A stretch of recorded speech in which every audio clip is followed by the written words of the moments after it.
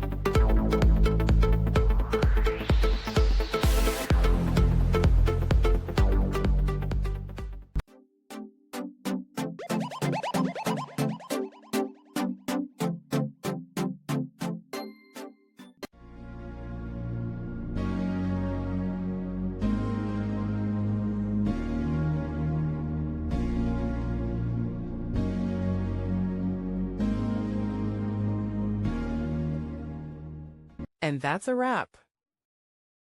I hope you found the answer you were looking for. If you did, take a second to hit that subscribe button. It really helps out.